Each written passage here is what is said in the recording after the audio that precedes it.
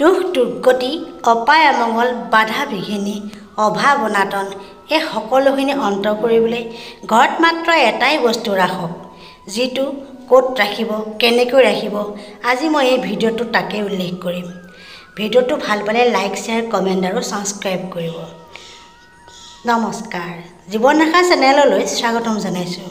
এই সকলোখিনি অভাৱ অনাটন অন্ত কৰিবলৈ ঘৰত মাত্ৰ এটা মৌৰাৰ পাখি ৰাখক।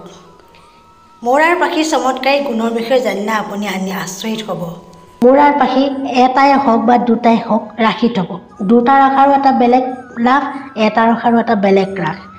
মৌৰাৰ পাখি আমি সকলোৱে জানো, মৌৰাৰ পাখি ভগৱান কৃষ্ণই মূৰত পিন্ধে। এই পাখিৰ ইমান শক্তি আছে যে আপোনাৰ ভাগ্যই সলনি কৰি দিব পাৰে। পৌৰাণিক মান্যতা অনুসৰি মৌৰা চৰাইৰ পাখিত বহুত মহত্ব আছে। ভগৱান শ্ৰীকৃষ্ণৰ মুকুটত স্থান পাইছে।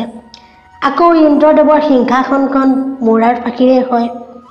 ভগৱান শিৱৰ পুত্ৰ কাৰ্তিকৰ বাহনো মৌৰা চৰাইয়ে হয়। তাৰোপৰি আগতে পুৰণি কালত ঋষিমুনিসকলে লিখিবলৈ মৌৰাৰ পাখিৰে ব্যৱহাৰ কৰিছিল। মৌৰা চৰাই পেন হিচাপে ব্যৱহাৰ কৰিছিল। মৌৰা চৰাই আমাৰ ভাৰতবৰ্ষৰ ৰাষ্ট্ৰীয় পক্ষী হয়। হিন্দু ধৰ্মত মৌৰাৰ পক্ষীৰ বিশেষ মহত্ব আছে।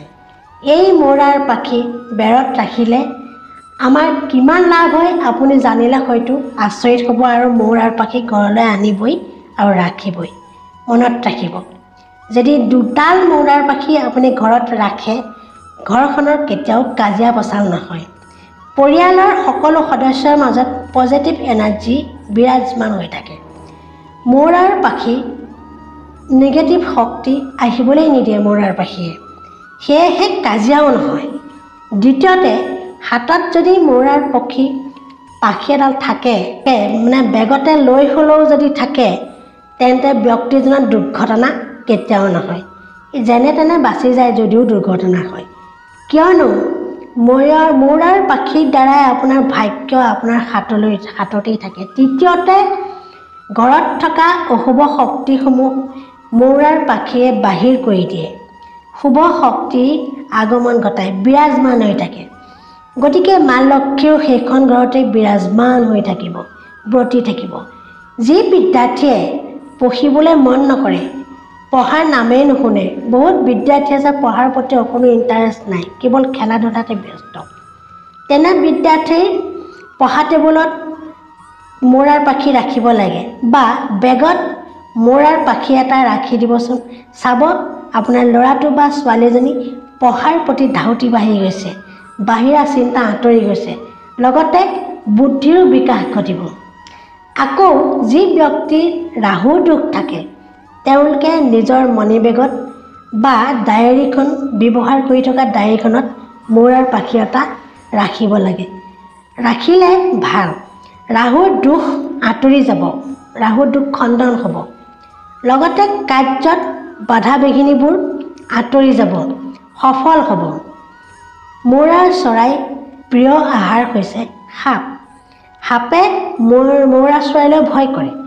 গতিকে মৌৰাৰ পাখি ঘৰত ৰাখিলে ঘৰলৈ ভিতৰলৈ সাপ নোসোমায়, সাপ অহাত বাধা দিয়ে। কোনো ব্যক্তিয়ে কথা পাহৰিলে বা বুদ্ধিহীন হৈ যায় তেনে ব্যক্তিক মৌৰাৰ পাখি অলপ সময় মূৰত ৰাখিব লাগে, ৰাখিবই লাগে। তেওঁলোকৰ ৰুমত বুদ্ধি খোল খাই যায়। এনে মানুহৰ ঘৰত মৌৰাৰ পাখি থাকিবই লাগে। আৰু ঘৰত যদি কোনো বাস্তুৰ দোষ থাকে তেন্তে ঘৰৰ মুখ্য দৰজাৰ ওপৰত মৌৰাৰ পাখি লগাই দিব লাগে। 3টা পাখি একেলগতে লগাব লাগে। লগতে ভগৱান গণেশৰ ছবিও লগাব লাগে, মূৰ্তি বা ফটো। বাস্তুৰ দোষ আঁতৰি যায়, ঘৰলৈ সুখ সমৃদ্ধি আহে। আপোনাৰ জীৱনলৈ যদি অকাৰণতে দুখ আহি থাকে, নানান চিন্তাই আপোনাক আমনি কৰি থাকে, ডিপ্ৰেশ্যনত থাকে আপুনি, তেন্তে আপোনাৰ শোৱনি কোঠাত মৌৰাৰ পাখি লগাই থ'বচোন। আৰু অগ্নিৰ কোণত লগাব। অগ্নিৰ কোণ মানে কোণ জানে? পূব আৰু দক্ষিণ কোণটোৱে হ'ল অগ্নিকোণ। পূব দক্ষিণৰ মাজত অগ্নিকোণ হয়। তেতিয়া আপোনাৰ লগতে ঘৰৰ সমস্যাবোৰো লাহে লাহে আঁতৰি যাব। একেদিনাই নহয়, লাহে লাহে বস্তু থাকিব লাগে, শুই উঠিয়ে যাতে আপুনি দেখিব লাগে। আকৌ পতি পত্নীৰ মাজত সমস্যাবোৰ থাকিলে কাজিয়া পেচাল হৈ থাকে ন, সৰু সৰু কথাতে কাজিয়া লাগি থাকে কিছুমান পতি পত্নী। তেওঁলোক কি কৰিব, তেওঁলোকৰ বিয়াৰ ফটোৰ এলবামত মৌৰাৰ পাখি ৰাখি দিব। এনে কৰিলে পতি পত্নীৰ মাজত মৰম চেনেহ বাঢ়ি যায়। আজিকালি মোবাইল ফোন লৈ থাকে, মোবাইল ফোনৰ ৱালপেপাৰত মৌৰাৰ পাখি ফটো ডাউনলোড কৰি ল'ব লাগে।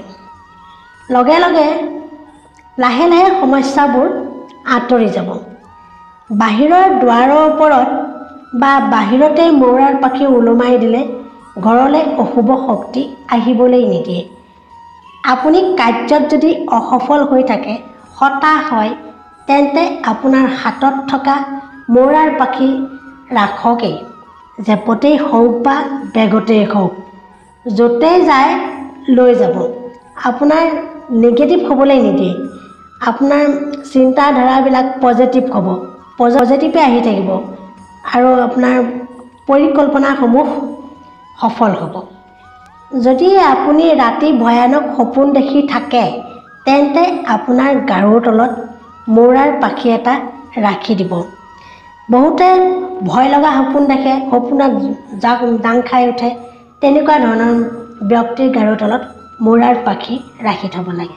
সপোন দেখা বন্ধ হ'ব, লগতে টোপনিও ভাল হয়। পৌৰাণিক কথামতে মৌৰা চৰাই যদি মৰি যায় বা গাৰ পৰা পাখিটো পৰি যায়, সৰি পৰি গ'লেও পাখিটো কেতিয়াও মৰি নাযায়, ই জীৱিত হৈয়ে থাকে। সেয়েহে মৌৰাৰ পাখিৰ প্ৰভাৱ কাৰ্যত লাগি থাকে, কাৰ্য কৰি থাকে।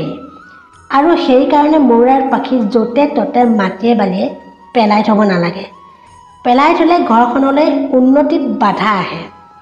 যদি কোনো ব্যক্তিয়ে মৌৰাৰ পাখি আপোনাক উপহাৰ স্বৰূপে দিয়ে, তেন্তে আপোনাৰ কাৰণে বহুত শুভ মনা যায়, আপোনাৰ ভাগ্যৰ দুৱাৰে খোল খাই যাব। আপুনি মৌৰাৰ পাখিটো ভক্তিৰে আপোনাৰ ৰুমত বেৰত আনি লগাই দিব বা লগাই দিব। এনেও যদি আপুনি মৌৰাৰ পাখি কিনে, শুভ মুহূৰ্ত চাই কিনিব, কিনিলে বেছি শুভ ফল পায়। শুক্লপক্ষত কিনিব লাগে আৰু শুক্লপক্ষৰ শুক্ৰবাৰ, বৃহস্পতিবাৰ আৰু দেওবাৰে কিনিলে অতি শুভ ফল পায়। ৰাতি নিকিনিব। মনত ৰাখিব, মৌৰাৰ পাখি ঘৰৰ ভিতৰতে হওক বা বাহিৰতে হওক, সদায় দক্ষিণ দিশত আৰু দক্ষিণ পূব দিশত লগাব লাগে। পূজাৰ ঘৰত অৱশ্যে এটাকেইটা দিশতে লগাব পাৰে, একো নহয়, কিন্তু ভগৱান কৃষ্ণৰ নাম লৈ লগাব। ভগৱান কৃষ্ণৰ নাম অৱশ্যে ল'বই। তেওঁৰে মুকুটত মৌৰাৰ পাখিৰ স্থান পাইছে। মৌৰাৰ পাখি ভগৱান কৃষ্ণৰে বস্তু, ইয়াক আদৰ কৰিব। বন্ধু বান্ধৱীসকল, ভিডিঅ'টো যদি ভাল লাগিছে লাইক, শ্বেয়াৰ, কমেণ্ট কৰিব। যদি নতুনকৈ আহিছে ছাবস্ক্ৰাইব কৰিব। নমস্কাৰ।